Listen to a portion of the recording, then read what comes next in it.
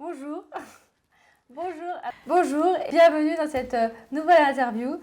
Je suis en compagnie de Laurie Marie qui a accepté de participer. Bonjour à tous, donc merci pour ton invitation. Donc, je suis Laurie Marie, une chanteuse de la région lyonnaise. Et pour commencer cette interview musicale, je te propose de commencer avec un petit titre musical pour nous mettre dans l'ambiance de ton univers. D'accord, pas de souci. Alors je vais vous interpréter une chanson de mon EP, Notre Histoire. C'est ton histoire, c'est mon histoire, elle n'appartient qu'à nous. Une aventure sans déchirure, amour sans rendez-vous.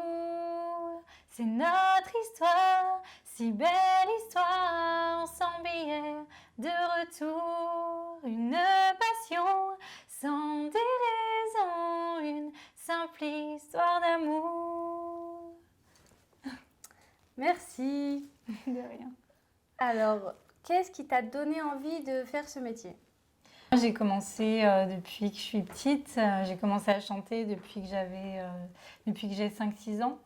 Donc je me suis pas levée un matin en me disant je vais devenir chanteuse. Ça a toujours été là, ça a toujours été en moi. Et donc j'ai participé à ma première association qui s'appelle les Ateliers de la chanson.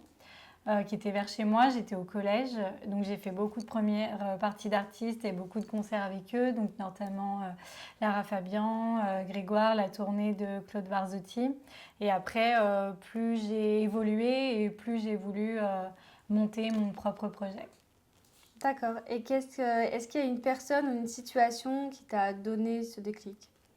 Disons que mon père a toujours fait de la musique et je pense que voilà, j'ai toujours baigné dedans et c'est plutôt grâce à lui que j'ai eu envie de faire de la musique. Alors mon père, ça a toujours été la guitare. Il a eu plusieurs groupes de guitare, il en a encore, mais moi, ouais, je me suis plus dirigée vers le chant et je pourrais pas vraiment dire pourquoi par contre, mais ouais, c'est plus le chant, c'est plus mon truc en fait. Et c'est comme ça que j'ai commencé. D'accord. Que disent tes parents justement par rapport à ton art musical, que c'est un loisir ou un métier? J'ai un peu les deux. Enfin, mon père, vu qu'il est passionné par la musique, il comprend, il sait ce que c'est, et, il comprend ce que je vis. Et ma mère, un peu moins. Bon, ma mère aussi, parce que voilà, elle est plus de côté rassurant aussi, quoi, de trouver un emploi stable, avoir ton diplôme. Voilà, enfin, c'est aussi quelque chose qui rassure, on va dire. Donc, et ma mère, elle n'a pas tort non plus. Donc, c'est vrai que voilà, j'ai un peu les deux, mais dans l'ensemble, ils me soutiennent, ça va. Est-ce que tu arrives à vivre de ta musique? As-tu un travail à côté? J'ai un travail à côté pour le moment. Après, j'aimerais bien par la suite en vivre, c'est sûr, parce que c'est ma passion et parce que c'est toujours ce que j'ai voulu faire. Donc à côté, je suis monitrice éducatrice, mais c'est un travail qui me plaît aussi vraiment à côté. Donc je suis un peu partagée entre les deux des fois. Donc, et je travaille donc avec des personnes handicapées et en des troubles psychiques. Donc ça m'apporte aussi beaucoup au quotidien. Prochainement monter un projet choral avec eux, donc c'est vrai que j'essaye aussi d'amener ma passion dans mon travail. Si je pouvais faire que de la musique et en vivre, ce serait l'idéal. Et donc ce métier, donc souvent il est rempli de doutes et il peut entraîner des dépressions. Du coup, qu'est-ce qui t'aide à t'accrocher et à ne jamais abandonner? Bonne question, parce que ça, même moi-même, je ne sais pas. C'est ce qui m'aide à m'accrocher, c'est franchement vraiment, je pense que c'est vraiment la passion, quoi, même s'il y a des hauts et des bas, c'est vraiment le fait d'aimer chanter, d'aimer donner aux gens et aussi les rencontres que j'ai faites, ça m'a permis aussi de tenir le coup. Et en ce moment, je travaille avec une équipe qui doute pas, parce que moi, c'est vrai que je doute beaucoup de moi, je doute beaucoup de ce que je fais, de est-ce que j'ai raison, est-ce que j'ai tort. Et d'avoir une équipe autour de soi qui doute pas, ça permet de ne pas douter, justement. Et ça m'aide beaucoup au quotidien. D'accord. Pourtant, ça se voit pas, hein. On n'a pas l'impression vraiment que tu as des doutes parce que on voit ta assurance. Voilà, Et est-ce que du coup, avant de monter sur scène ou en général, as-tu un objet fétiche, un porte-bonheur ou que tu as toujours sur toi ou que tu gardes voilà, avant de monter sur scène ou un rituel? Ça peut être un rituel. Non, même pas. Peut-être que j'en aurai un par la suite, mais pour l'instant, non. En général, je fais quelques échauffements et après, j'aime bien aussi, avant de rentrer sur scène, lâcher prise en fait. Donc, j'essaye de me vider l'esprit un maximum et j'y vais et je lâche prise en fait. Voilà.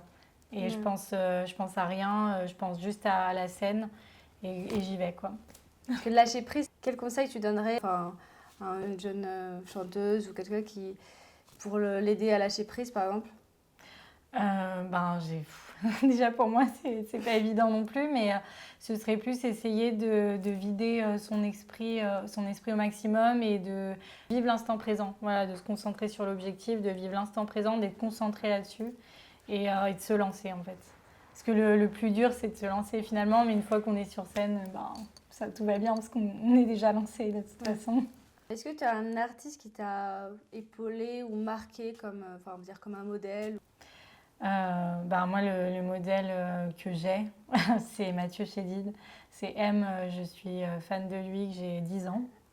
Et je ne l'ai jamais lâché. En fait, je l'avais vu en concert une fois sur Vienne et j'avais été assez impressionnée parce que, en fait, il aide vraiment justement les gens à lâcher prise. Et il avait fait monter à la fin de son concert tout le monde sur scène pour que, il avait même laissé aussi les gens jouer avec les instruments de musique qu'il y avait sur scène Ouais. pour que les gens puissent s'exprimer en fait par l'art. Et enfin, il se considère vraiment pas comme une star. En fait, il est là pour l'art pur. Et c'est ce que je recherche. Et pour moi, c'est vraiment l'idéal à atteindre, quoi. Et c'est vraiment l'artiste que j'admire le plus, ouais, je dirais. Mm. Et l'artiste qui t'a épaulé aussi? Après, dans les premières parties que j'ai fait, oui, j'ai rencontré des artistes qui m'ont donné certains conseils, notamment Élodie Frégé ou Natacha Saint-Pierre aussi, qui était très sympa. Elle est très ouverte, très sympa. Et bah, c'est surtout de jamais renoncer, de continuer à rêver et à essayer d'atteindre ses rêves, quoi, ses objectifs. Tu pourrais nous interpréter une reprise justement d'un artiste, d'une chanson qui te touche ou voilà, qui t'a marqué ou... Bah, y a une chanson que j'aime beaucoup de Céline Dion qui s'appelle Le temps qui compte. Je vais vous faire juste le, Couplet ou refrain, voilà, comme tu veux. le premier couplet. Euh, Mes heures de gloire rythmées de doute, le prix que ça coûte, de toujours vouloir la voix qui vacille, qui scintille, la salle remplie d'un amour si grand, si fort qu'il me porte, me soulève, me prend, qu'importe la note, chanter, c'est aimer. Voilà. C'est notre histoire, si belle histoire, sans billet de retour.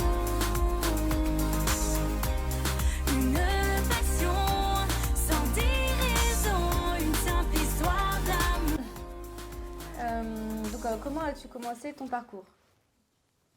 Ben, au collège, voilà. Enfin, en fait, avant d'être au collège, quand j'étais plus en primaire, je chantais plus dans ma chambre. Voilà, parce que je n'osais pas en fait monter sur scène et quand je voyais les gens faire, je me disais mais moi je vais jamais y arriver. Enfin, j'ai pas confiance en moi, j'y arriverai jamais. Enfin voilà. Et en fait, mais parce que je suis passionnée, ça m'a vraiment poussée à me dépasser moi-même en fait. Voilà, je pense que c'est vraiment ça, la passion, ça permet vraiment de se dépasser soi. Et au collège, quand j'ai vu cette association, je me suis dit, bon, même si c'est pas facile, je vais y aller. Donc au départ, ça n'a vraiment pas été facile parce que mon prof de chant, il m'a aussi vachement poussée au départ. Je me suis pris quand même des critiques assez virulentes au départ.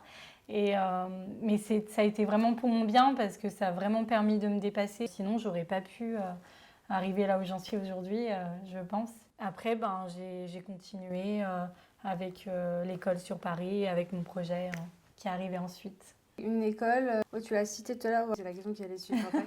Quelle formation du coup as-tu suivi Ça peut être une formation même pas forcément scolaire, ça peut être... Oui, ouais. Ben, ma formation aux ateliers de la chanson, où j'ai appris quand même pas mal de choses parce qu'aussi on chantait énormément. On avait plusieurs associations en fait, donc on chantait tous les week-ends pratiquement. Donc j'avais même pas le temps de faire mes devoirs. Enfin voilà, je faisais mes devoirs entre deux chansons avant d'entrer sur scène. Enfin je me débrouillais comme ça. Et après, ben, j'ai vraiment voulu me perfectionner encore plus. Donc, j'ai fait une école de chant, de théâtre et de danse sur Paris au Centre des Arts de la Seine pendant 1 an.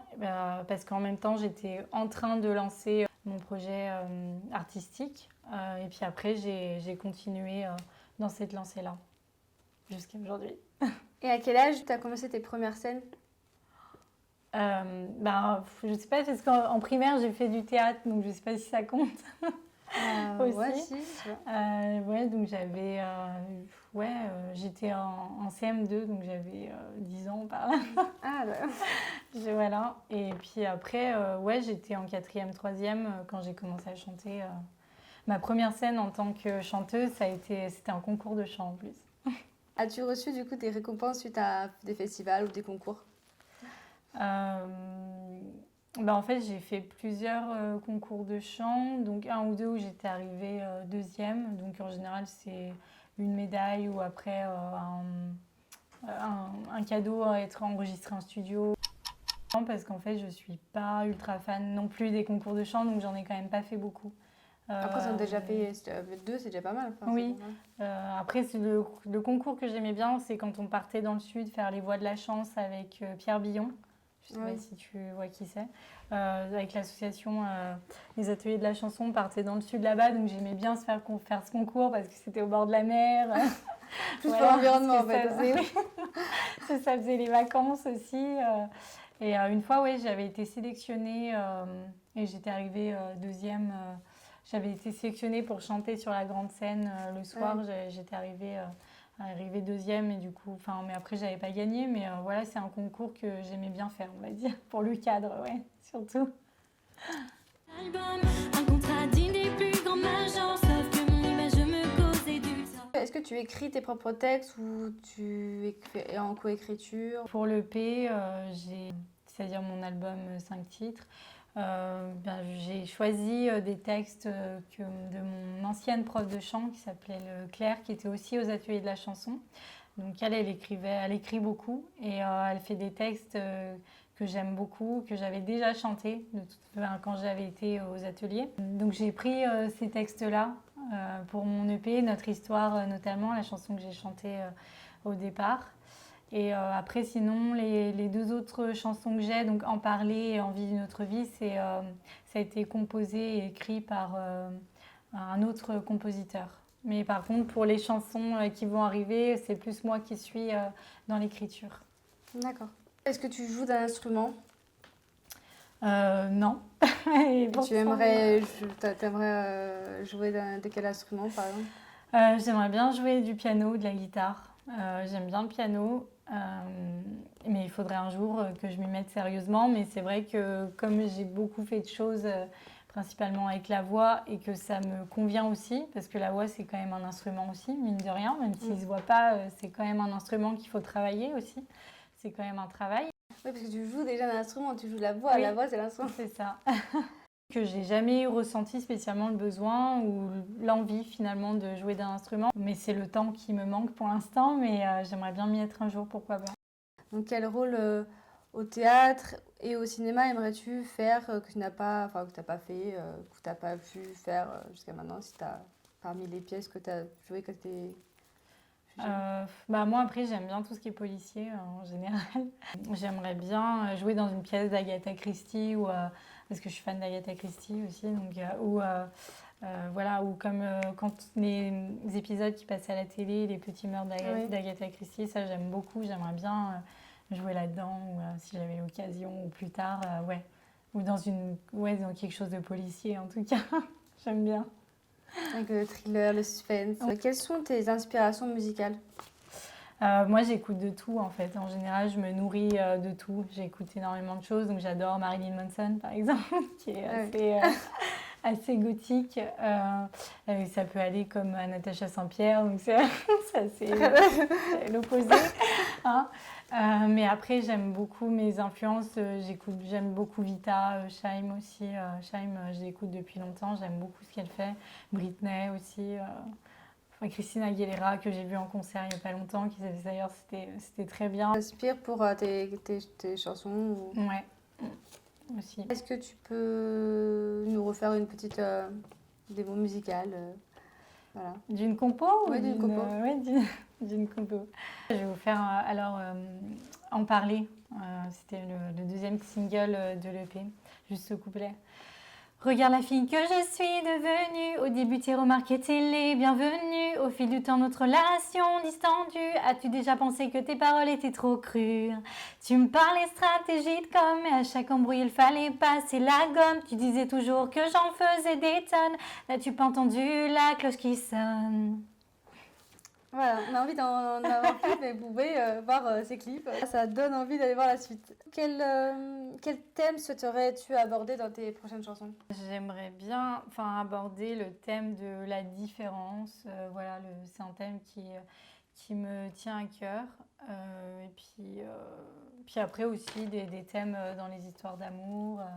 Mais plus le thème de la différence, ça va être un peu le thème d'ailleurs de ma prochaine chanson. As-tu des prochains projets entre 2019 et 2020? Ah oui. Avant, ça en continue. Quels sont tes prochains projets entre 2019 et 2020? J'aimerais bien enregistrer mon album parce que là j'ai commencé à écrire les textes et j'ai commencé à bosser avec un compositeur. Ensuite faire le maximum de concerts aussi, continuer les concerts. Pourquoi pas aussi participer à des festivals, j'aimerais bien. Par la suite parce que les concerts c'est important, je veux aller à la rencontre des gens, c'est comme ça qu'on se fait connaître, on peut toucher les gens, c'est en allant à leur rencontre en fait finalement. Et je veux savoir aussi ce qu'ils en pensent, ce qu'ils pensent de mon travail, ce qu'ils pensent de mes chansons et aussi parce que j'aime bien, voilà, j'aime bien donner, j'aime surtout donner à travers la musique. Et d'ailleurs, je crois que tu nous as apporté des petits CD ou des petites qu'on peut voir.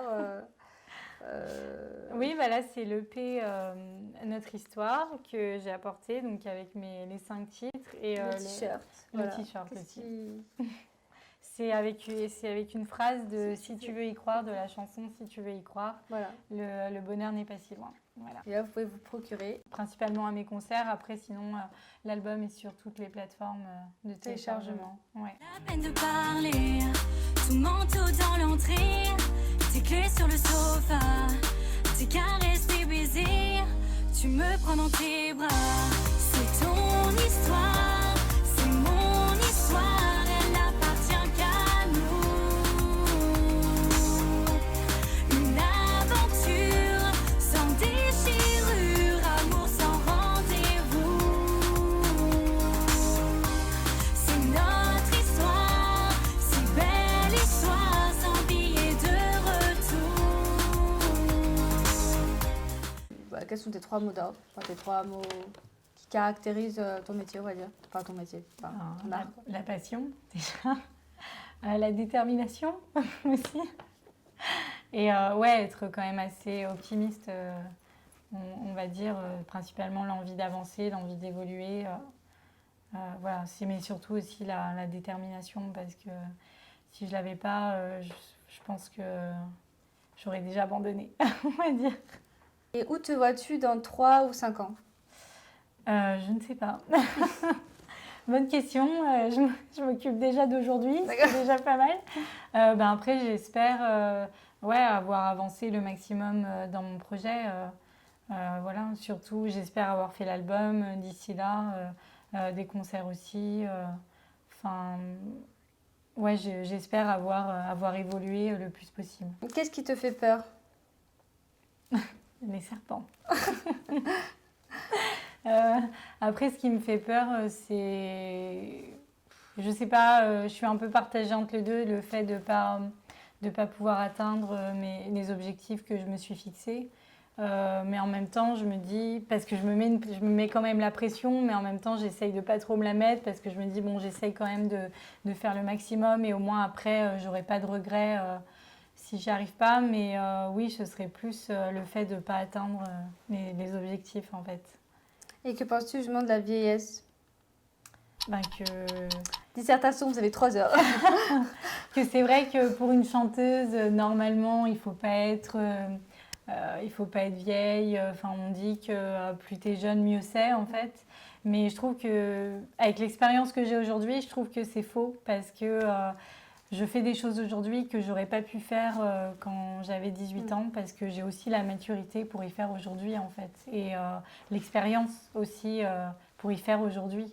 Donc que j'avais pas non plus quand j'avais 18 ans. Et parce que voilà, quand j'étais, que ce soit aux ateliers, quand j'étais au collège ou au lycée, j'avais pas cette maturité-là, j'avais pas non plus cette envie-là, j'avais plus envie, voilà, enfin c'est plus les amours de l'époque qui prenaient le dessus, enfin voilà les choses comme ça. Et j'avais pas la maturité. Donc je trouve aussi que c'est important si on veut vraiment évoluer dans son projet. De vieillir aussi finalement parce que ça apporte ça apporte des choses en fait. C'est pas que négatif. Et du coup, qu'est-ce que tu penses on va dire des personnes seniors qui sont moins acceptées dans la société, justement à cause de ça, à cause du fait que la vieillesse et que les recruteurs sont plus intéressés par la jeunesse. Donc, en majorité. Donc, qu'est-ce que tu penses du fait qu'ils soient moins acceptés en fait? Ben, je trouve ça dommage, enfin, je trouve ça assez décevant parce qu'au contraire, je trouve que l'expérience, ça permet d'avancer et aussi le fait de transmettre aussi, la transmission, c'est important parce que le fait de transmettre un travail, par exemple, n'importe lequel, et ben, ça permet aussi à la jeune génération de vraiment transmettre l'expérience que tu n'as pas forcément avec des cours théoriques aussi. Tu peux vraiment transmettre ton expérience et permettre d'avancer le plus possible. Quelle serait ta liberté si tu devais être libre, on va dire totalement, ce serait de faire quoi? Si te restait, on va dire, une journée à vivre, comme on va dire le papillon, l'éphémère, on va dire, qu'est-ce que tu ferais? Quelle serait ta liberté? Voilà. Ça fait 2 questions, soit qu'est-ce que ta liberté et qu'est-ce que tu ferais? Ben, je pense que je chanterais. Voilà, je passerais sûrement ma journée à chanter parce que de toute façon, je veux faire que ça. Ouais, c'est la seule chose qui me motive en fait, c'est la seule chose qui me tient debout, qui me permet d'avancer en fait. Voilà. D'accord.